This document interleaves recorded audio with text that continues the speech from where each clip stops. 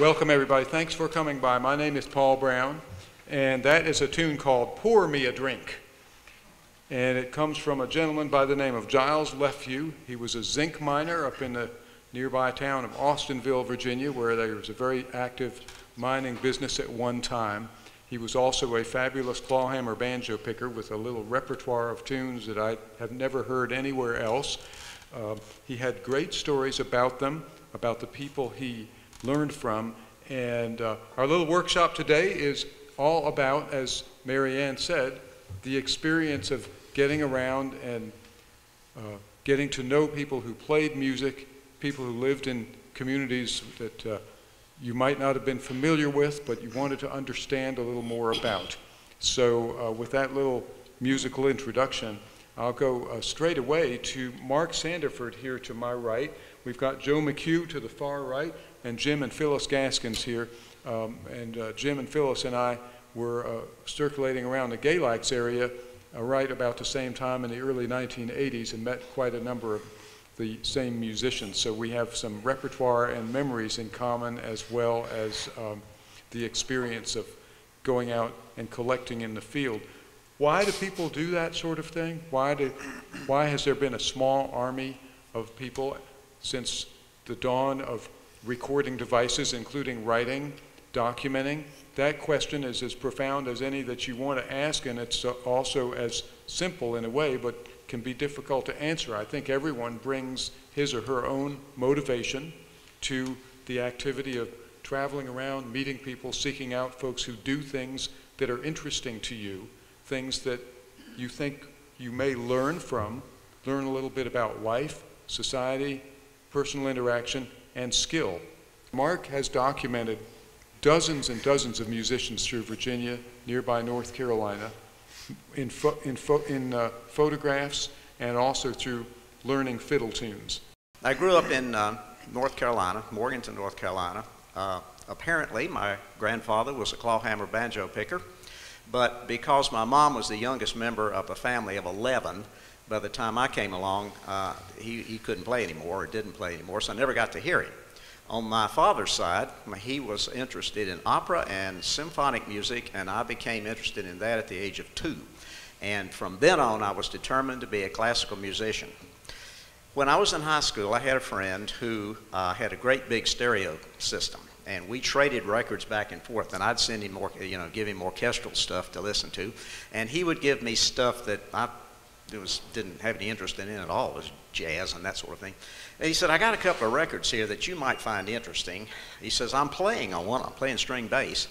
And one of them was the Union Grove Fiddlers Convention record, and the other one was Galax Fiddlers Convention record, Folkways records. And I'm looking at it saying, what is this? And I take it home, put it on, listen to it. And I was thunderstruck. I said, what is this? What am I hearing? It had several cuts that I was really taken with. Blackberry Blossom, played by the Buck Mountain Band, Charlie Higgins, Wade Ward, and Dale Poe, and Sally Ann and Walking in the Parlor, played by Uncle Norm Edmonds and the Old Timers. And I kept listening to this, this is fantastic, this is amazing, I've never heard anything like this. I've got to know what it is and where you find it. And so I went to Davidson right out of high school, and there was a guy upstairs, 2 floors up, Mark Wingate, who's a fine musician in Nashville right now, a fiddle player, and he showed me how to put the strings on a fiddle and introduced me to some of the music, and we walked to the Mooresville Fiddlers Convention, which was 10 miles away. It was a pretty good convention. It had J.E. Maynor and the Smoky Ridge Boys with Tommy Malbuth and some of these people, but they also had this little kid playing up there on the stage, and he was 9 years old, and he was turned out to be Jimmy Edmonds. And so I met Jimmy and his dad out in the hall, and I said, you know, if you will give me your address, I'll start taking pictures of him and of Jim. And I said, if you'll give me your address, I'll send you some pictures. And he said, he gave me his address, and he told me later, he said, people tell me that all the time, but nobody ever sends me anything. So I sent him some 8x10s of Jimmy that I made, and I got a letter back from Francis and a letter from Jimmy written on, he was 9, written on that paper with the big wide band, lines on it, scrawled, printed, and they invited me up to come up here and start going to fiddlers conventions. And so I started doing that, And I pretty soon was adopted into their family. And I want to explain to you why I did that, why I started taking pictures. There were three reasons. One is that these people were such wonderful people. You know, the Edmonds and all of these musicians that you see at these Fiddlers Conventions, the black and white pictures there are the ones we're talking about, the ones that I took during those times. And I wanted to be able to give something back to them because they were making me so happy and I loved them so much. And so I would make the pictures so that I could blow them up large and give it to them. And so throughout these counties, there are boxes under beds everywhere with pictures that I made of these people and gave to them. The second reason I wanted to take it is because I had become familiar with some of the better photographers like Cartier-Bresson and Lartigue and some of the artistic photography and also the quality of prints that some photographers like Ansel Adams and Aaron Siskin and some others had made. And I had been raised with the idea, if you're going to do anything at all, try to do it as well as you can. And so I wanted to take the very best pictures I could of these musicians. At that time, when you came up here, most people were taking pictures using flash guns. And you know what flash pictures look like, especially the old black and white ones where there's pasty faces and giant shadows behind them and all of that sort of thing. So I said, I'm not going to use a flash gun anywhere. And I'm going to do the best I can to take the best pictures I can. But there's another reason, and the third reason is this. Even at the age of 19, which is how old I was when I first came up here, I knew that time was not our friend. It destroys everything in its path. It takes away your youth and your health and your eyesight and eventually takes you away completely. And I knew that the people I was photographing, the people I was encountering, the great musicians, Charlie Higgins, Wade Ward, all these people, Mormon Edmonds, were the last of a generation, and that even if you weren't 19, you would have known they were elderly, and you would have known they weren't going to be around much longer. And so what I did was to use the camera in a way as a weapon against time. I wanted to stop time. I wanted to somehow grab an instant of their lives and hold on to it so that it would never change. And so that they, in those photographs, would never change. And that's one of the reasons that I took so many pictures of these people. I took thousands of pictures. I have a giant safe deposit box full of negatives of all of these musicians. But I did it because I knew I had come to a wonderful place. I was surrounded with wonderful people, unique people, people who had incredible talents. The most talented musicians I'd ever known were here and still active, many of them. And I knew that if I could just snap pieces, take chunks of time and hold on to them, that I could keep Uncle Charlie looking at his fiddle forever, or I could take Uncle Norm looking at me with that kind of bemused look on his face forever. And that's why I'm still taking pictures now. I want Martha Spencer to be dancing forever. I want Thornton Spencer to be smoking that cigarette forever. You know, and that's why I'm doing and have done what I've done. Now, one of the advantages of being a part of the family of the Edmonds is that you could, for example, in 1967, I was sitting about this time of year at the breakfast table with them. I stayed with them when I was up here. And Harry Edmonds says, well, do you want to go see Uncle Charlie? Uncle Charlie Higgins. Man, yes, I'd love to see Uncle Charlie Higgins. So we went over there, and Uncle Charlie was 89. And he was deaf. He couldn't play very much. You could hear his little scratching. And I took, a couple of 3 rolls of film, and that picture on the extreme left is a picture of Uncle Charlie that I took when he was 89. And that was in August of 1967. I was 19 when I took that, and Uncle Charlie died in November of that year, so I never saw him again. The picture on the other side there, the one further to the right, is the large one, is Uncle Norman Edmonds, and that is the grandfather of the Edmonds family. And I took that probably when I was 20 years old, and along with a lot of other pictures. And then you can see the pictures of Jimmy sitting on, the picture of Jimmy sitting on his grandfather's lap. In discussing families, the Edmonds family is full of musicians, and it always struck me that when Jimmy's sitting on the bed trying to learn Sally Ann, he's learning a tune that his grandfather played. He's learning a tune that his great-grandfather played. Harry said there's never been a time when there wasn't a fiddling Edmonds. his uncle Cecil and Paul and John all played that tune. So that tune that he was learning to play was something that was sent down from one generation to the next through generations, a tune that never dies, a tune that keeps living through one generation after another. And this is true of all these musicians and these wonderful families.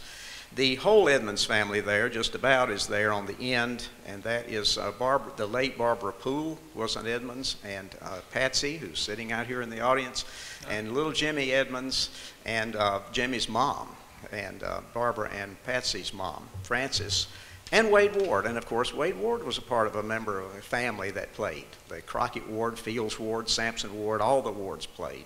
And so when you talk about old-time music, you can't overlook the fact of the families. And today we have, this is the Spencer family. We all know what incredible musicians they are. Thornton is the wonderful fiddle player, and Emily, who teaches, has taught so many musicians through there, a fantastic clawhammer banjo picker, and of course the Kilby, who is probably one of the finest old-time fiddle players out there, and the marvelous, incredible Martha Spencer, who can do anything. And all of them, the pictures, but see, the family's still going on. And I was taking pictures last night of a Lundy, T.J. Lundy, Bobby Lundy, and if you know anything about the area, you know that there are several hundred Lundy musicians. The family tree of the Lundys looks sort of like the cardiovascular system diagram or something of the human. It's just musicians everywhere. And so the families are still going on. They're still passing the musical DNA down from one generation to the other. You can see from looking at the pictures, a lot of the pictures that I have taken, the people are looking back at me, and they're looking at me with kindness, and they have, they knew that I loved them, so they were looking back at me sort of the same way. Most of the people that I encountered up here, all the musicians that I encountered were wonderful, warm, welcoming, delightful people, and so that was, I tried to show that in the pictures that I took. My name is Paul Brown, and I've been playing music, traditional music and classical music both, since I was a small child. Dropped the classical piano eventually and kept on with the banjo, the fiddle, the guitar. I come from a family of part Southerners, part Northerners, and traditional music was in my household from my earliest memory. My mom used to sing songs like Lonesome Road Blues and Red Clay Country and Going Down to Tampa, Settle Down, and John Henry, all those things, and many more. So that is how I became interested in music of this general region and in learning more about it, finding out about the people who played it, and in particular some of the older folks who I knew would not be around forever and I felt had messages and understandings to transmit that would be pretty much lost once their generation had passed, the final generation to come up before radio, records, TV, and all that sort of thing. Life to me is a big story, and the American story is a very interesting and complex one. But I tend to see almost everything through the lens of story. And as a journalist, that served me well. And I suppose becoming a journalist just increased that way of looking at things and my proclivity to look at things in that manner. As Mark says, I think one of the things that drives a lot of us who are interested in documenting some of this music is, as he said, to allow time to stand still, or if not that, at least to give us the sense of memory. I got into radio journalism fairly early, and I enjoyed print journalism, but radio really got me because I was a musician ever since I was a kid. My mom had sang these songs. I was looking for people interested in stories, and while I was covering local and regional and state and national and ultimately world news, I never stopped feeling interested in the stories of our musicians and craftspeople and farmers, people who knew how to do things and make the world go around on a day-to-day basis. And I wanted to preserve their voices. I wanted them to never grow old in the very same way, and I used to think about it. I realized quite early that the folks of our generation, the folks sitting up here, were some of the last who would get, as young people, to encounter the last people to come up before the era of radio, records, television, easy travel, and the telephone. That we were standing there able to see both a new world and an old way of life that was of necessity going to disappear. It had to, simply due to the march of time and the march of invention. One of the things that I started to do when I went to work in public broadcasting after working at WPAQ down the mountain in Mount Airy was to file stories on arts and culture for the national desks so that people across the country and around the world could hear some of the music and the life stories of folks who had become important to me and whom I felt reflected a lot about what life was about in this part of the world. In 1998, I produced a documentary on the breaking up Christmas tradition, which also is identified by a tune that's known throughout this area. And it took me about 2 years, field work, recording music, getting interviews, going to breaking up Christmas dances. And breaking up Christmas basically means celebrating and winding up, ending up the holiday with parties, just the way they used to have school breakings in the spring. It was the end of the school year. Breaking up Christmas was celebrating Christmas and ending up the holiday and recognizing it. That's where the tune came from. A gentleman told me that there was a dance to the tune that he remembered seeing when he was a kid. But there was one moment, I was out interviewing and I talked with Paul Sutphin and Eleanor Colson. Paul was a guitar picker and wonderful singer with the Camp Creek Boys and all around the Mount Airy and region, and up here with Kyle Creed and several other folks. Just a wonderful character. Eleanor Colson was a friend of his. They were contemporaries in the Round Peak community just over the border in North Carolina where a lot of the breaking up Christmas parties occurred. And Eleanor Colson was also the daughter of one of the premier banjo pickers of the area, the man who defined the famous Round Peak style Charlie Lowe. So these two people went back together also through the generations as musicians, dancers, and people around the music. So I wanted to share just a moment of the interview from the documentary that was broadcast on NPR stations in the late 90s and then was made into a CD on county records. And I've got a nice high-tech system here, which I know that you'll appreciate, which is called putting a speaker to a microphone. It's what we used to do in the old days of radio. So here are Paul Sutphin and Eleanor Colson with a little introduction from me as part of the documentary. We'll just get right into it. Up county from William Norman's river home was Round Peak Mountain in the Blue Ridge. It was home. Let's try that Up again. county from William Norman's river home was Round Peak Mountain in the Blue Ridge. It was home to an intense string band music tradition and a tight-knit community of friends and relatives.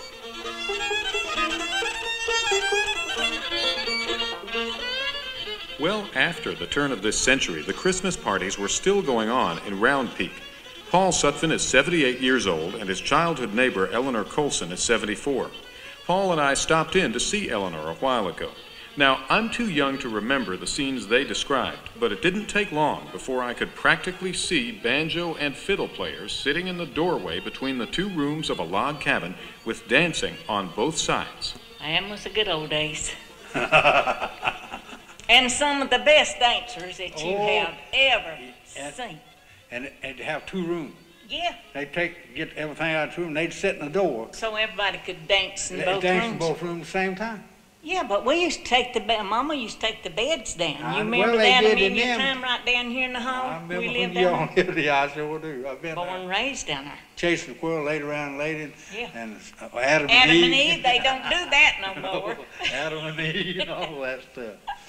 But people thought something of one another then. Yeah. They'd want to break up Christmas. They'd have it there and they'd go to somebody else the next night and have it. Shoot, we done that for 2 solid weeks That's before right. Christmas. Leading right up to Christmas, Eleanor?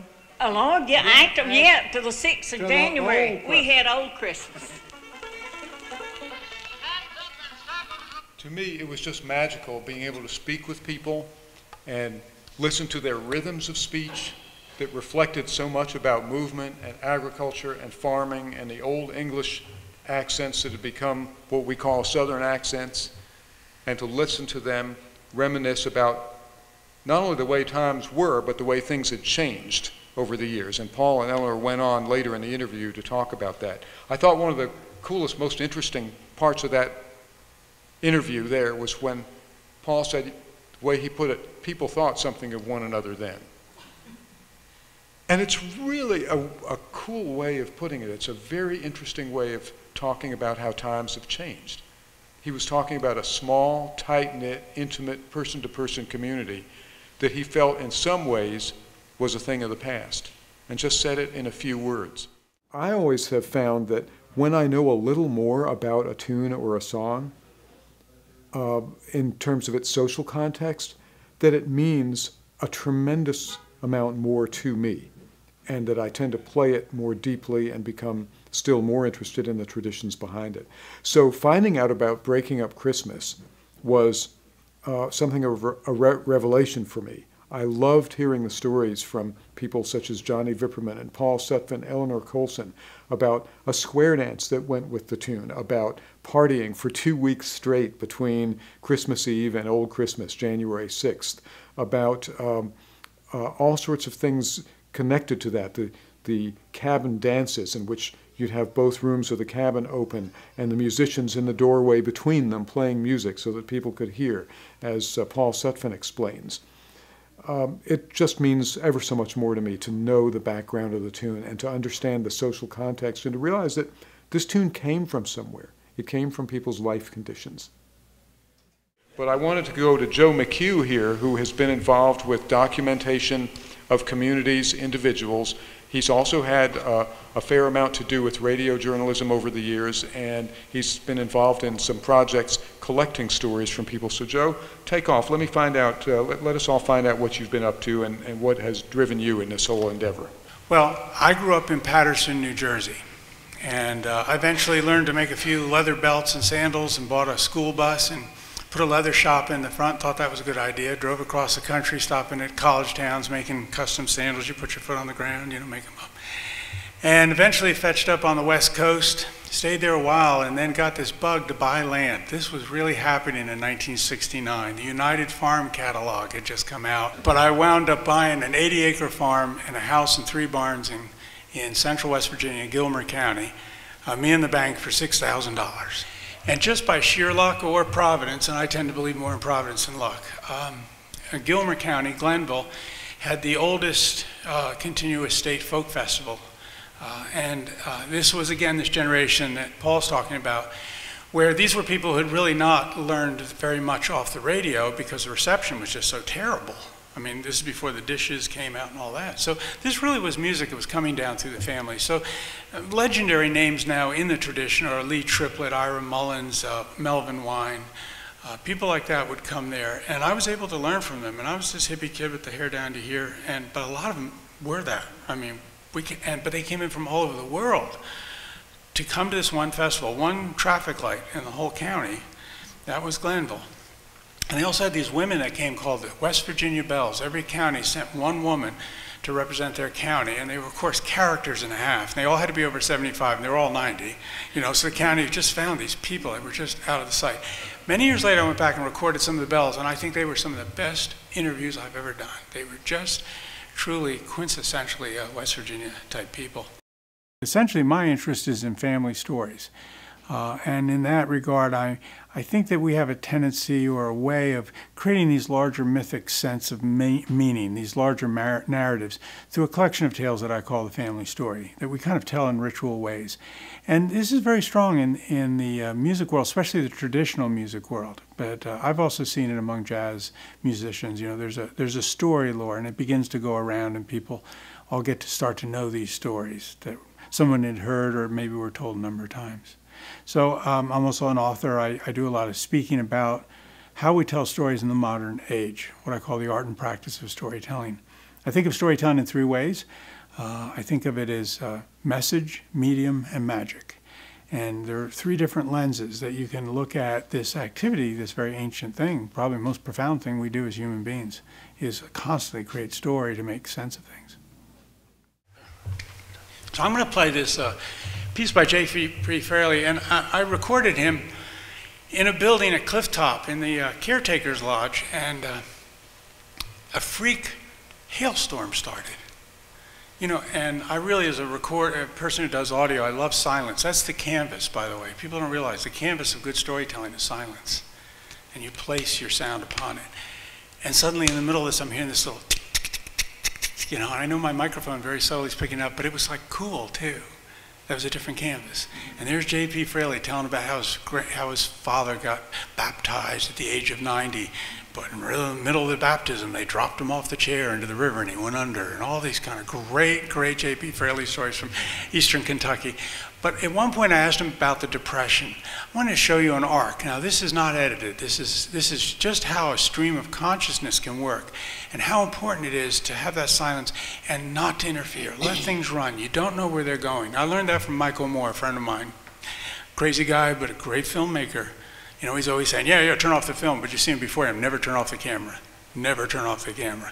And so when I get people going, I really wait until I'm really sure it's done before I hit that stop button, because sometimes, boy, the last thing comes out is what it was all about. Let me play that.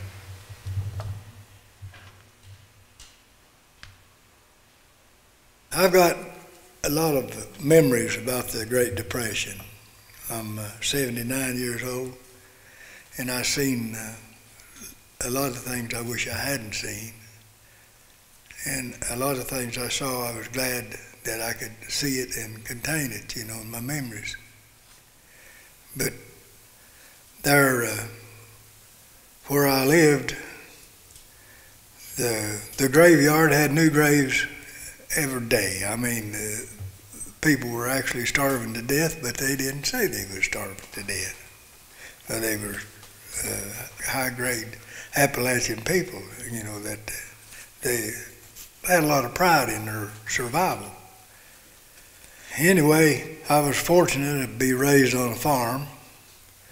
My father, he was a merchant, a blacksmith, a carpenter. He just about good at anything. He knew how to use his hands. And he run grocery stores, grist mills, and grind that grain. And I got to meet a lot of people at the grist mill. You know, they bring their corn in to have it ground, and they had to wait their turn. And as they waited, a chicken rooster fight might break out. Somebody brought their chickens, you know, to show you how well their fighting game chickens was doing. And lo and behold, my time come when they get to dragging out their fiddles and their banjos, playing. We didn't see many guitars at all. They wasn't very prominent. But it was good for me to be around that mill and hear the mill running, you know, and just, you just had a feeling that life was all around everywhere, you know. It's really a good feeling. So to me, I just, you know, he starts talking so dark, and then it's the music. Joe, where can we hear more of your work? Well, there's a website you can go to. We have a good sampling of work up on it. It's called AmericanFamilyStories.org. Our stories were being aired on Voice of America. An interesting, very short thing. We had them on a number of NPR stations. We have some CDs over there. We had done a Father's Day show and a Mother's Day show and Christmas and Thanksgiving. And those got aired on a lot of stations. But then right after 9/11, we got a call out of the clear blue, and which really surprised us, was Voice of America. You know, and I had this kind of old idea of Voice of America being, you know, propaganda and Cuba and all this kind of stuff. I grew up in 1960, you know, I came of age in the late 60s. So I said, you know, well, what are you calling me for? They said, we're doing a new show called Main Street, and we really want people to know what America's about. I said, really?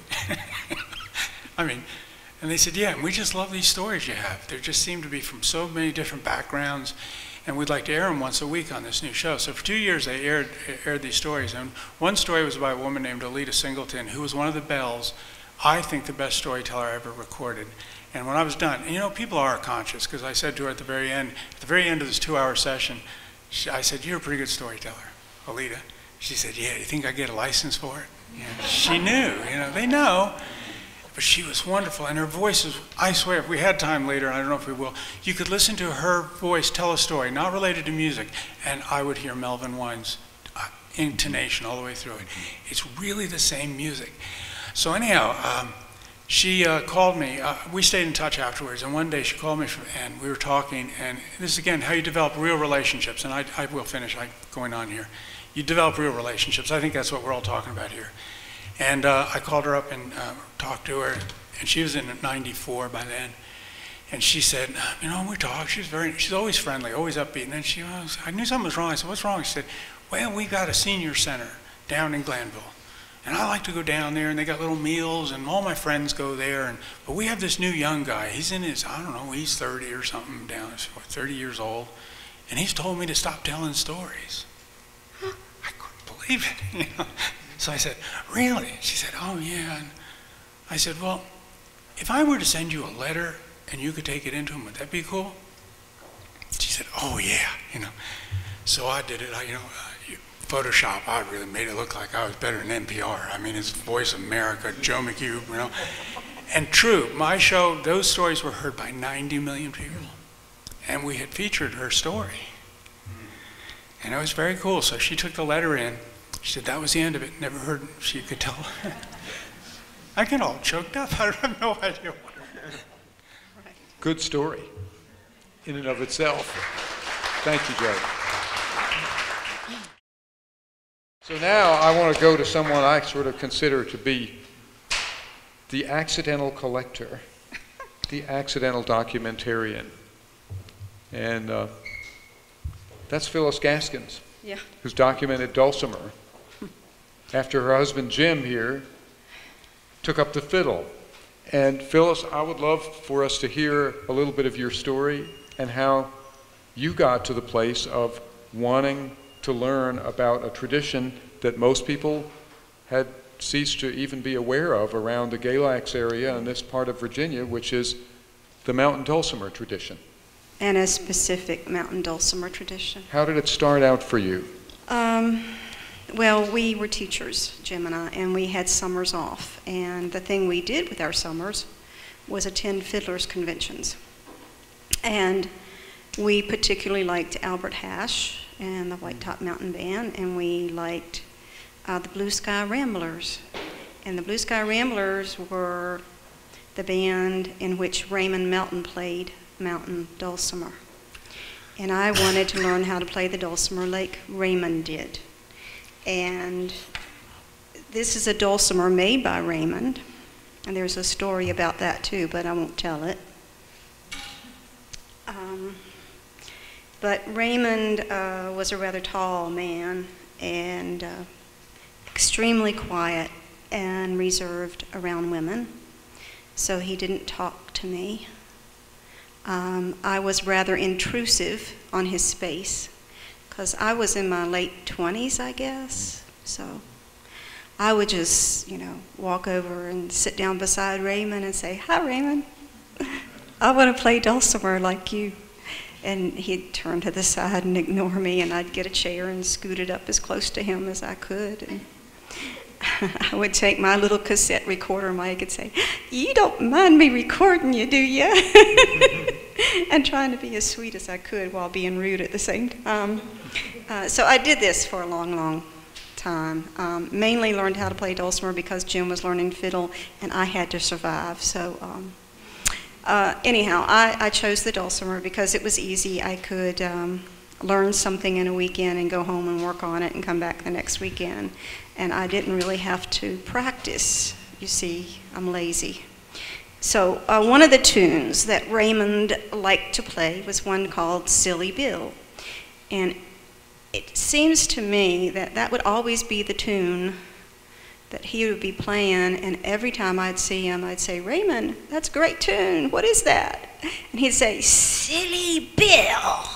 And I was like, "Yeah, Silly Bill." So he played with a turkey quill, and he used a noter. His dulcimer was strung up like nobody else's dulcimer. They were all the same string, same note. And I really liked it, even though people told me it wasn't dulcimer. So I'll play Silly Bill, and I'll try to do it justice. Oh, that's right.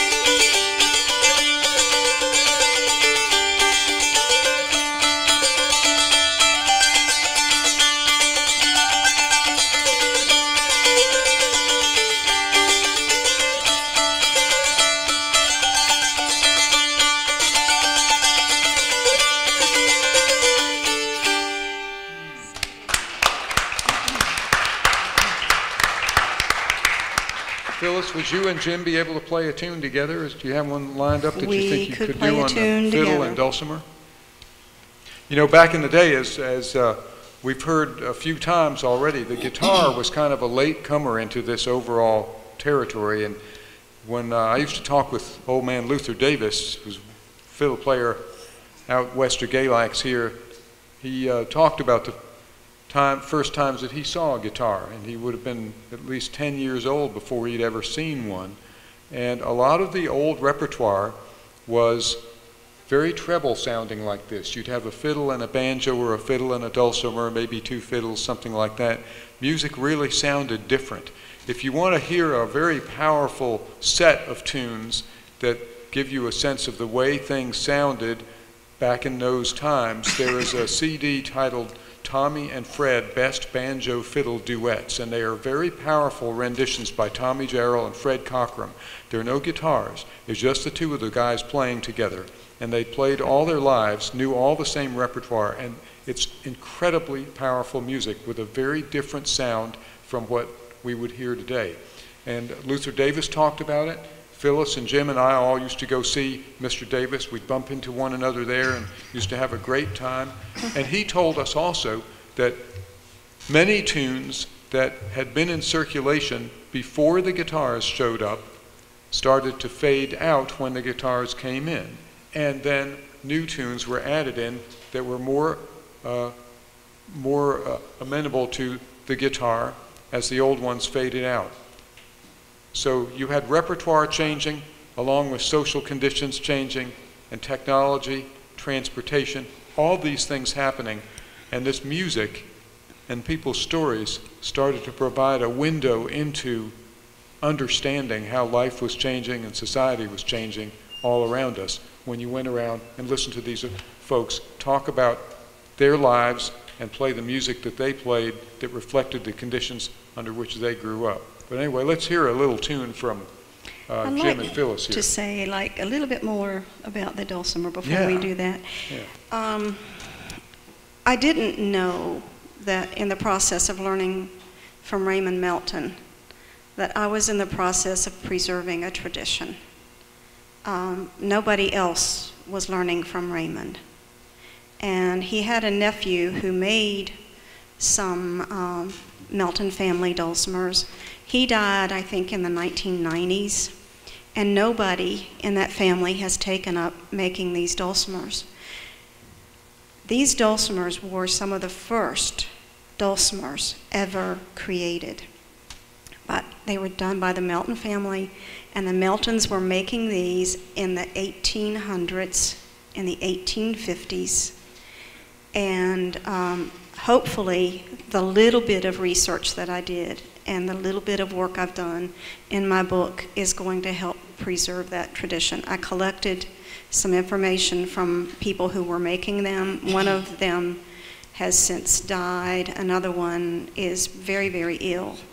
but there are diagrams in there are tunes in that book that if somebody picks it up and decides to carry on that tradition, they can. The tuning is so different from everybody else's dulcimer. It came from the old German Hummels, and it seems the Meltons took the first 4 strings of the instrument from those old instruments that had maybe 8 or 12 strings. And the first ones were all tuned to the same note, and that's where the Melton tuning came from. So it's quite interesting historically. I'm not a historian, but I did love the instrument. Jim, what would you like to play?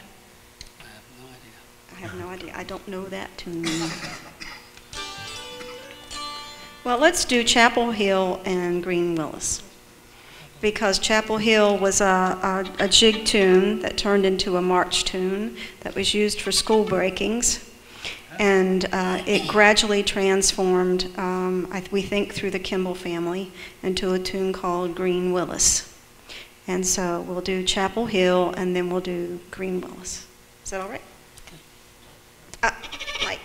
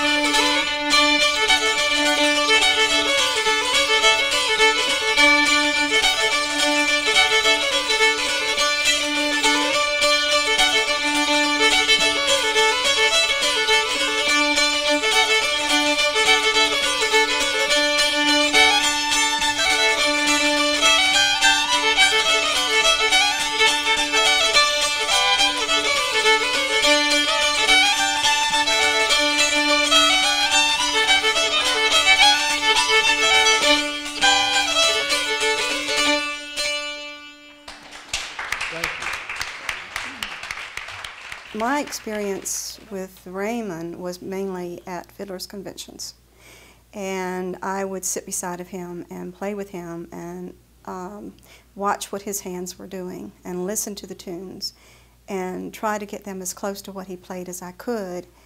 Eventually, Raymond warmed up to me and the fact that I was going to be there and be part of his circle.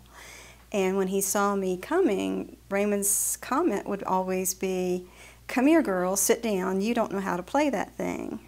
And finally, I convinced Raymond to make me a dulcimer. And when I asked him where I could get it, he said, "Come to the house." And I said, "That'll be fine. Where do you live?" And Raymond said, "You'll find it." And so I had to, we together went to the Galax post office and got an address, and it was Woodlawn post office, yeah. and got an address and went searching and drove up to his house. And when we got there, his wife met us at the door, and she said, "Raymond, Phyllis is here to get that dulcimer." So we went in and had a little sit down, and Raymond played the dulcimer for me, and I bought it. And that was the one and only time that I was in their house. It was a very special experience because Raymond held up the dulcimer and he said, "This is the best dulcimer I've ever made, and you're going to beat me on it one of these days." And the following 2 years later, I took first place and he took second place at every Fiddlers Convention we went to. And we were at Freeze, and he came over to me after the ribbons were given out, and he said, "Where is that dulcimer? I'm going to bust that thing up." But he didn't mean it. He didn't mean it. I think he was very proud that there was somebody playing his instrument and doing well on it and really liking it. So that's my story of being with Raymond. This has been a long tradition documenting in the service of understanding. Folklorists, as they were called, and collectors came through this area of Virginia, for example, in the 20s, 30s, and into the 40s, which is one reason why this region became fairly well known nationally. Those recordings were out there, and people were spreading the word about the wonderful musicians and the music that they treasured in these communities right around us. If you want to find out a little more about the tradition of collecting music and hearing stories and recording and documenting communities and community lives, one place that you could start is a book that just came out last year, which is titled The Southern Journey of Alan Lomax, Words, Photographs, and Music. The Lomax family was a very important family in documenting and collecting music all around the country and overseas as well. They inspired and continue to inspire people who are interested in doing that sort of work. And from this book, you can take steps back through its bibliography and elsewhere and find all sorts of connections. There are massive archives at the Southern Folklife Collection at the University of North Carolina at Chapel Hill, many of them available online. The same thing with the Library of Congress in Washington, also at Ferrum College, at the Blue Ridge Institute, and those are just three. As you start to reach out, you'll find more and more sources of interview, music, and writing about community life, traditional life, and the process of documenting.